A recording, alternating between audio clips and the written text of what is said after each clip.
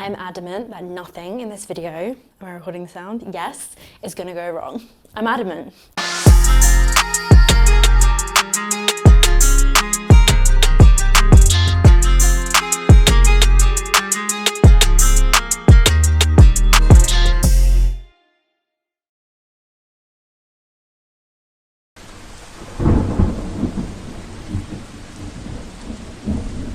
Feel like something, like, am I recording? Is the sound recording? I feel like it's just too good to be true that stuff's happening. Do I look like a child with these clips on? And I'm here giving social media advice. Do I want to look like a 10-year-old? But actually, that's probably the best people to get social media advice is from children. I had a plan this morning that I was going to introduce this video on my walk because I know we are sick of these walls. I know we are sick of seeing me in my house. But just think, if you're sick of seeing me in my house, imagine how sick I am of being in my house.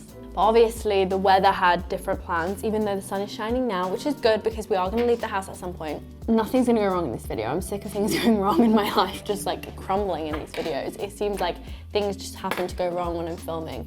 But I'm adamant, but I am gonna go skateboarding this afternoon for my lunch. So, you know, things could go terribly wrong there. I wasn't even in focus, any of that, was I?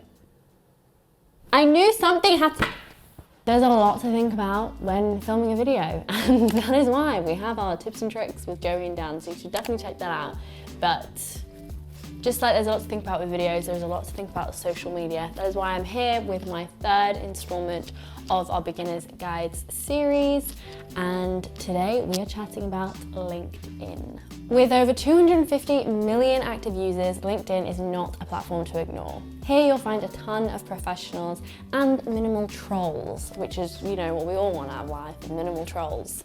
It's the perfect place to build your business-to-business buzz with an audience that's hungry for education, content, and engagement. LinkedIn for Business allows you to build your credibility up, create a meaningful network, and also holds the opportunity for collaboration with sometimes a lot of big business insiders and people who are experts in their field. So there's three main different pages you could have on a LinkedIn. The first is your profile, and unlike the Facebook one, this one can also be really important too. LinkedIn is definitely more of a professional landscape, and we will get into the types of content you want to be creating, but it has that tone of voice where it's more professional. It's a works Facebook. It's work for Facebook. It's Facebook for work.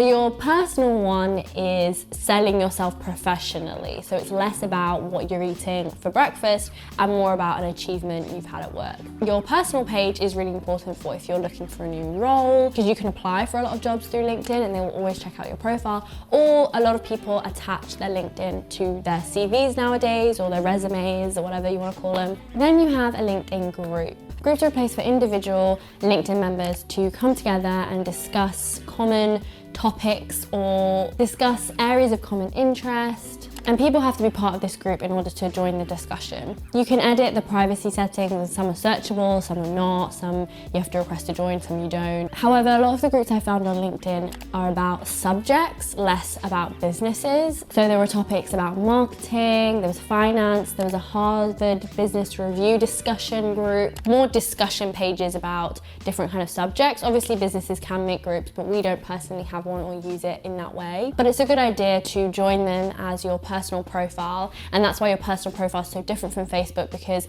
a lot of the time you'll be fronting in that in discussions. So it's a good idea to, if you are in the marketing area, to join the marketing one. I think it had like millions of followers into it.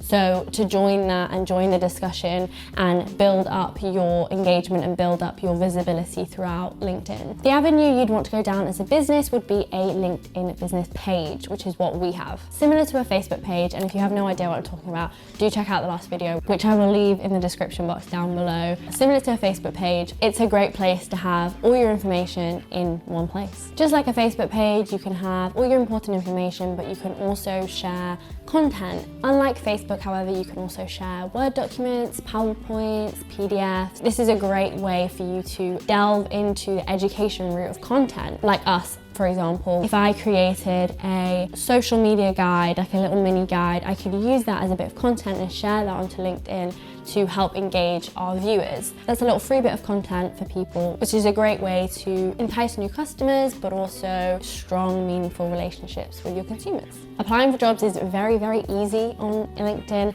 and a lot of people are spending time on there anyway, and if they're searching for jobs, it's a lot easier than the old school route. But also, if you are looking for new talent for your business, it's a great place to post those jobs. That's what we do. That's how I got my job. I applied through LinkedIn. Through doing so, I then checked out the LinkedIn profile and doing my research of the business, going through LinkedIn and finding the content they have, and to get an idea of what kind of company they are, what kind of culture they have, what kind of people work for them, what kind of things they share. On that is what I then built up the image of what Viddyoze was in my head. So it's really important when you're looking to hire some of the best people. If you want to get the best, make sure LinkedIn's looking good. So how you actually create a LinkedIn page for business. On your homepage, you should see a work icon on the top right. If you just click on that and scroll down, you'll see create a company page. You choose the appropriate category for your business, fill in the company details, and a preview page displays how it looks as you add the content. You choose a good URL for your brand. If you can make it the same as your handle of other social media sites, that's a bonus. Upload your company logo and add a little tagline. This step is actually optional, but I would advise not to skip it. Research has shown that companies with logos get 6 times more visits than those without. I mean, if you saw a page and it didn't have like a logo or a picture on it, you would be a little bit confused and you'd be like, this isn't real. It's like when people add me as a connection on LinkedIn and they don't have a profile picture, I don't accept because I don't trust you. Who are you? And voila, create your page. You always need a piss when I'm filming, don't you? The more time you spend looking into it and putting time into it, the more professional it will look, because visuals really matter when people are checking out your page. And if things are blank and things are missing and questions go unanswered, a lot of people can just switch off. I mean, we have goldfish attention spans now, apparently. Less than goldfish. Make sure you also are sharing your page, let everyone know, and this is why, again, a personal profile is really important, because you can share it on your personal profile, and if you've built up all these connections, which is what they call people that add each other onto LinkedIn, then you can share that with them, and they're more likely to then go and like it, follow your page, and view your content. Hello. Oh, having coffee. Tea, oh, there are no tea bags. Oh, thank you. Oh, and a protein cookie. Wow, thanks. I'm gonna have my coffee. And this. How pretty are these? Now we delve into the type of content for LinkedIn. First, and probably the most important, is it's really important to know your audience and to understand your audience and to have looked at who are using your products, who's using your service, who's buying your candles. Why do I always use candles? Who is your customer? Or if you're new, who do you want your customer to be? Who do you envision your customer to be? What do you envision a girl will be like that will buy, oh boy, that will buy this jumper? It's important to understand the demographic that are on the apps that you're sharing the content for. So even though LinkedIn is a really popular app with people over the age of 30, younger millennials tend to stay away from it. So keep those in mind when you are thinking of what type of content to post. It's no shock that I'm going to be saying to post videos, like we just know I'm going to be saying that, but video is just key when it comes to conversion. So many reports and studies show the massive difference between copy to then images to then video content and the link between conversion and videos. More information can be relayed in a shorter amount of time, so it increases your chances of growing and your speed of growing. And as ever, if you're looking to up your video game and you want to add some animations in, animations are a great way to make your videos more professional, more engaging, more interesting to watch, then check out Viddyoze. We are an animation platform where you can create custom animations for your videos. We have over 1,500 different templates to use from in loads of different formats. We have portrait, we have landscape, we have square, and it just cuts the time that you need to put into video making in, I wouldn't say more than half, because it takes just a few clicks to do it. So do check us out if you do want to. I'll go into the different type of content for each page. So essentially your personal page, you want to be posting stuff that sells yourself. So it could be things that you're working on. So on my personal page, I might share a new video I've made, but try and refrain from just linking out to your website. Try and create an image. Say you're a poet and you want to share some of your work. You could share an image with a line from your poetry and say, read the full poem here. Or one step better, you could create a little animation where the text is animated, and then it's even more engaging and it's more likely to increase your conversion because people are on it longer, so the engagement goes up. So you could have a little animation of the text and say, click here to check out the full poem. But what happened to my voice then? Poem! That was weird. On your business page, again, video is king. I'm just gonna say it. Images are great too, like I said, images with stats or figures or, you know, just key points of information so that people don't have to read long bits of text, because let's be honest, people are a bit lazy now. They don't want to read long things. They want to just get a snapshot of what you're saying. And a great way to stop them in their tracks scrolling is to have an image with 50% of people. No, that's not a great statistic. 70%, no, that's not good again. 98% of customers love our product, you know, and then they're getting an idea of what it is and they're like, I'll maybe read more and find out more about what this is. But again, you can do the same with videos in a more dynamic way. LinkedIn members actually spend 3 times more time watching video ads than they do static image ads, and they're 5 times more likely to lead to conversion. Other great types of videos to put on your page are case studies or testimonials, because again, these are professional people who might want to inquire about your services, who might want to collaborate. Getting a testimonial is a great way for people to see from a trusted third party that, you know, isn't yourself saying how great you are. But all in all, the most important thing you can do with content is test, and then test again. None of these things are set in stone, and the algorithm is forever changing, consumers are forever changing, trends are forever changing. So the best thing you can do is test different types of content. Don't just post content and forget about it. Always be on there and checking what is doing well and what isn't. Now for the fun part of the day. I was gonna say the evening.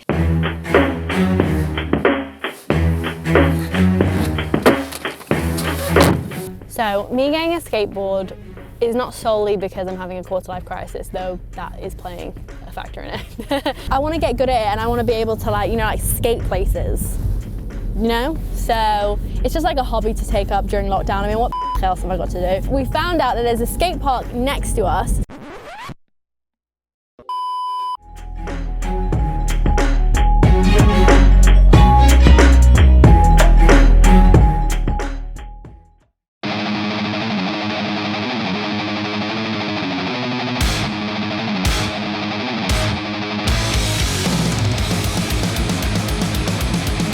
Me voy a matar, te me gusta, me voy a matar, I kept saying nothing was gonna go wrong, and things were going so well, and nothing was going wrong, and then my husband was filming for me at the park. He was holding the camera, and he never pressed record. Future Maya is gonna have to fill you in on hack 1 and 2. So the first hack is watch your feed and learn. Look at the type of content that's coming up to the top of your home feed. The algorithm favors certain types of content, and what is there at the top of your home feed is a great indicator of what kind of content is working well and what kind of content the algorithm is favoring at that time. The algorithm definitely favors certain types of content, but it's changing all the time. So watching your feed is the best indicator of what those changing trends are. Hack number 2 is to post a variety of content. Instead of constantly posting links out to your website or to your blog, try and create specific content for LinkedIn so people have a reason to be there on your actual profile, and keep it fresh and keep it mixed up. We post template of the week, we post teasers to our YouTube, we have a variety of different content, and that way you can see what's working well, but also it's great to change things up and not just have the same stuff on your page all the time. So luckily, the last tip was filmed in the car myself, so we'll head back to